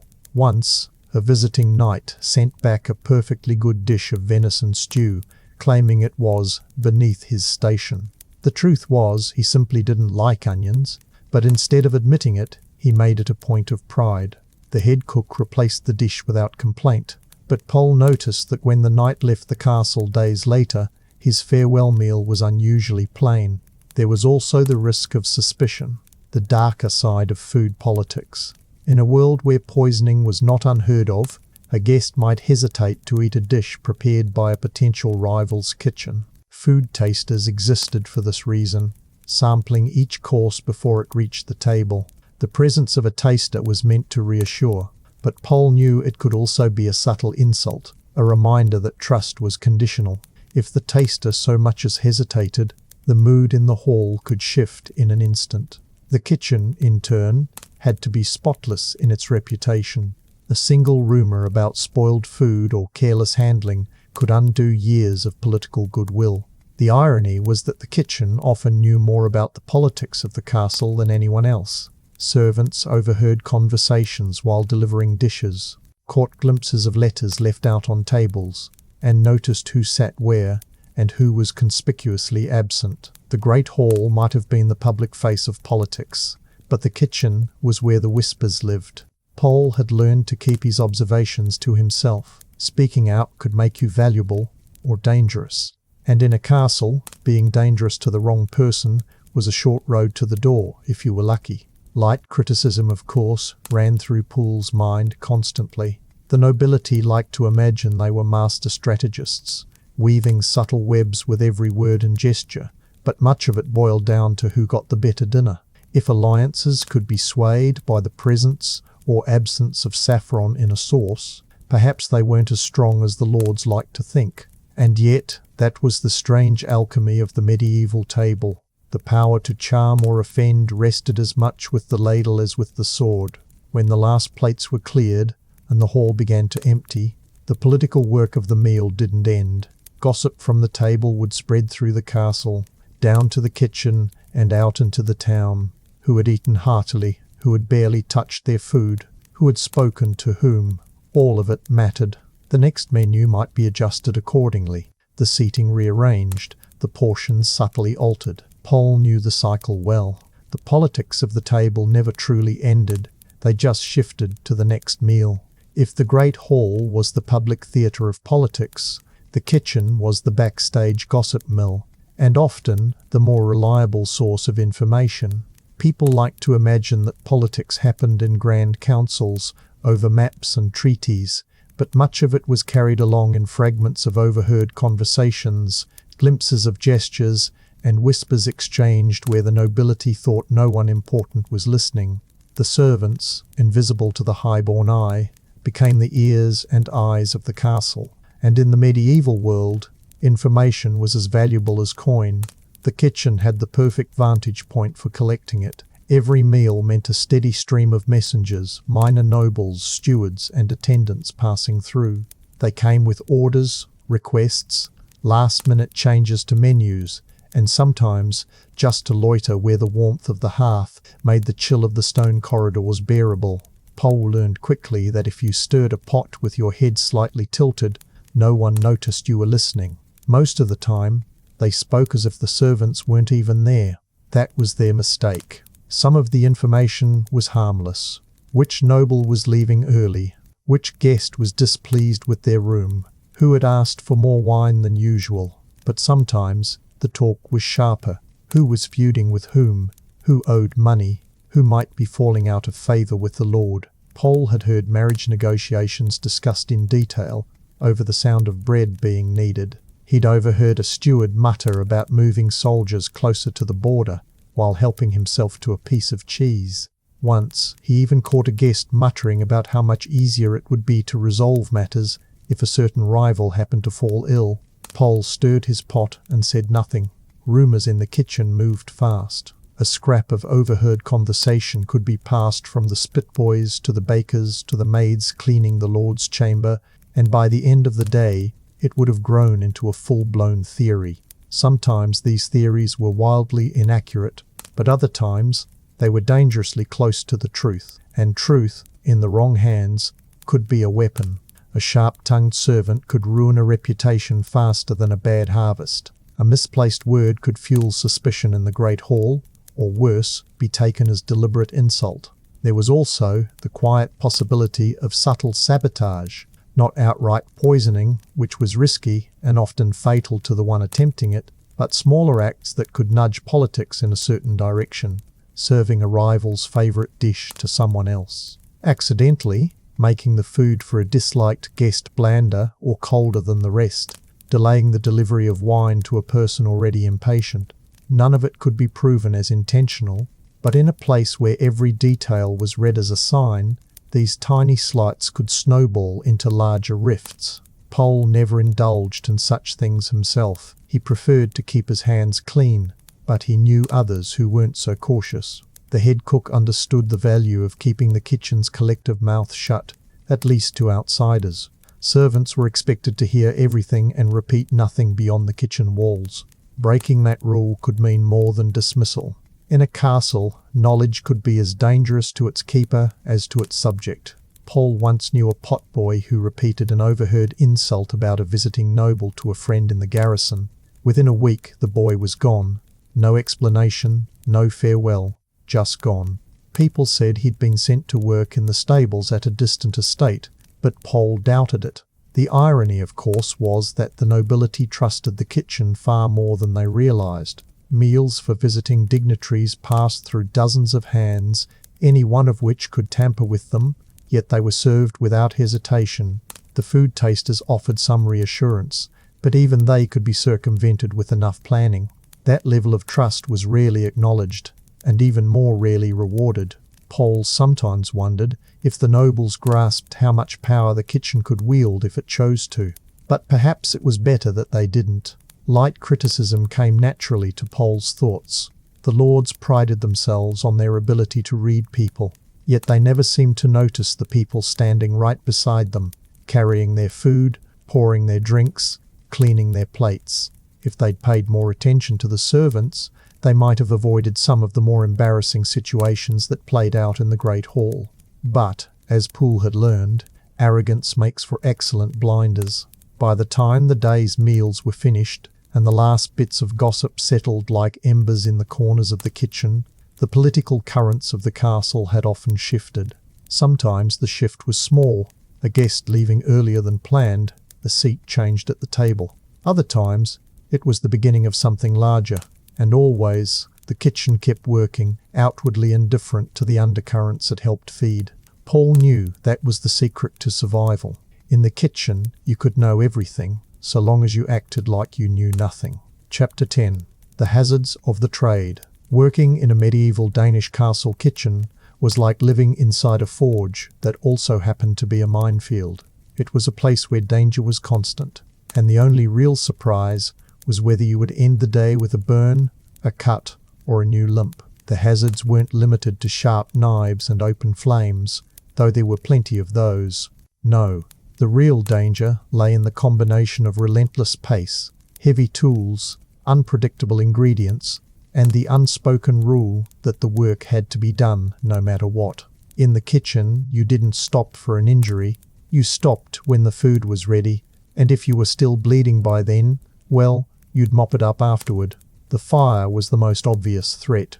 The great hearth was the heart of the kitchen, and like any heart, it could turn against you in an instant.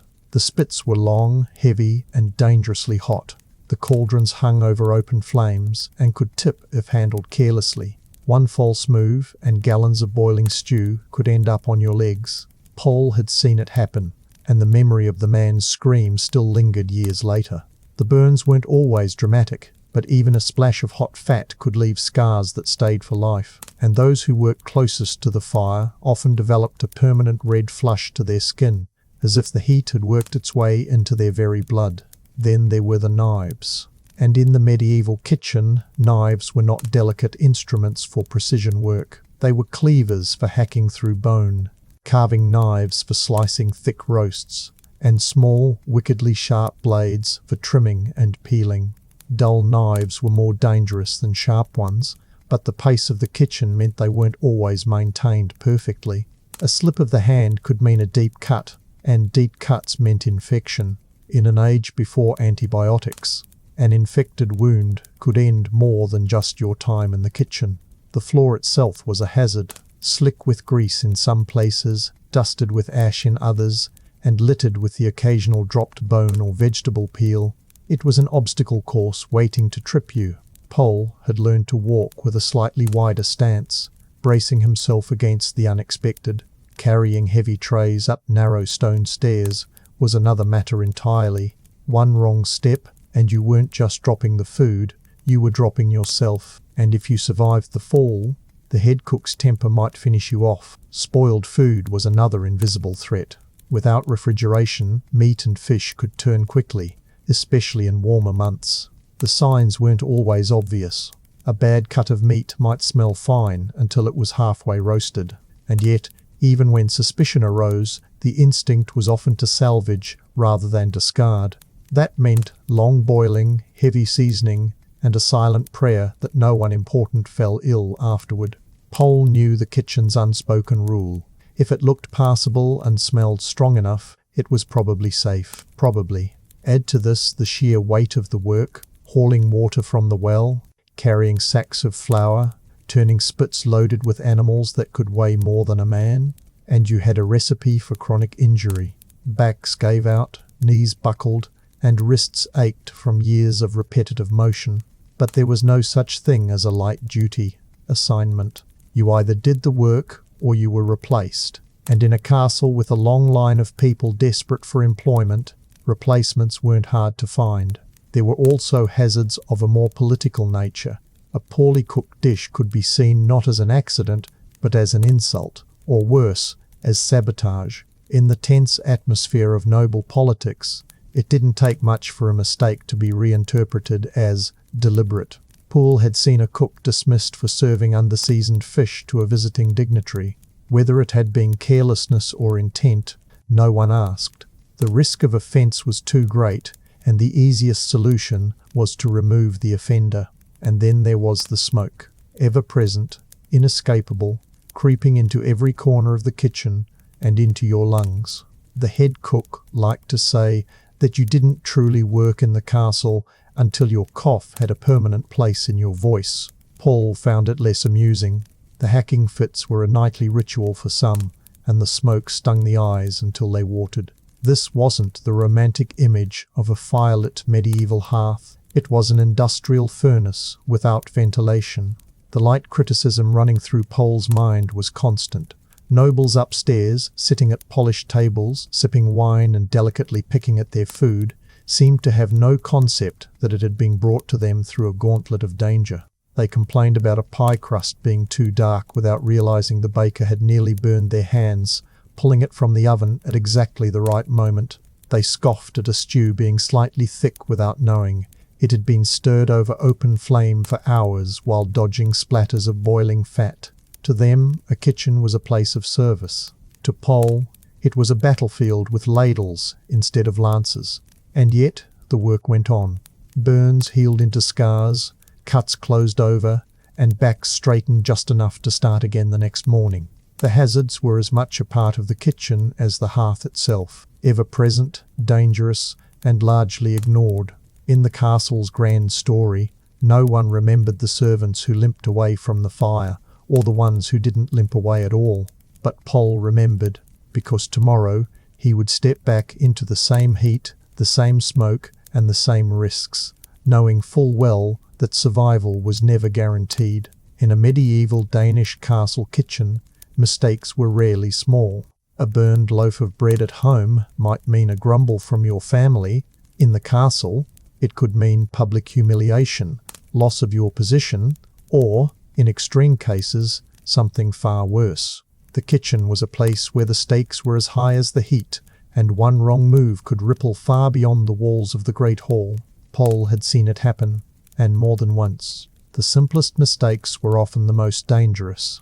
Serving a dish at the wrong temperature could be interpreted as an insult to the guest receiving it. Sending the wrong portion to the wrong person could be read as a breach of etiquette, an unspoken suggestion that the kitchen, and by extension the Lord, did not know their place in the social order.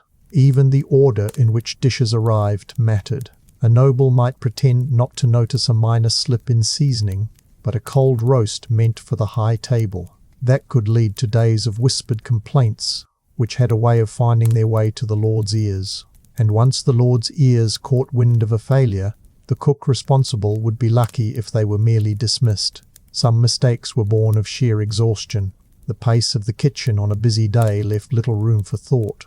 You stirred, chopped, hauled, and served on instinct, your body moving in a rhythm that left your mind 2 steps behind. In that fog of repetition, it was easy to grab the wrong spice jar, to stir the wrong pot, to send the wrong dish upstairs. Paul once watched a boy deliver a pie meant for the garrison straight to the Lord's table.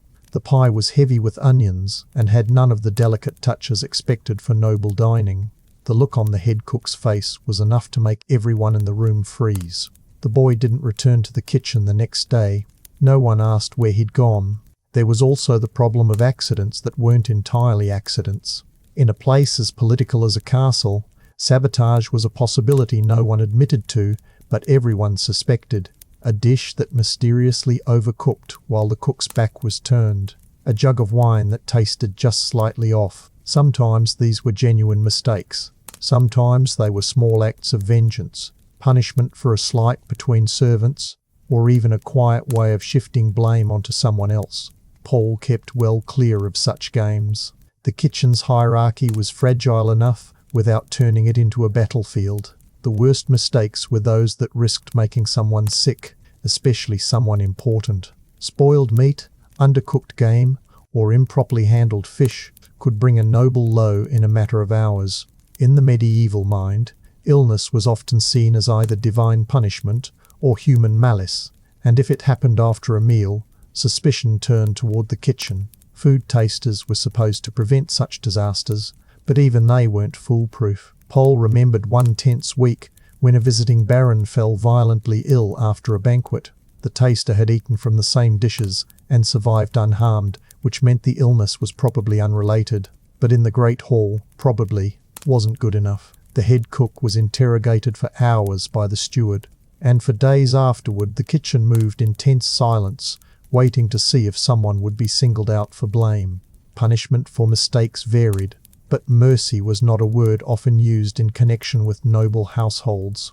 At best, a servant might be reassigned to less desirable work, cleaning the latrines, hauling waste, or being sent to chop firewood in the dead of winter. At worst, they were dismissed entirely, left to fend for themselves outside the castle walls. In rare and particularly unfortunate cases, a perceived act of deliberate insult could lead to imprisonment, or worse.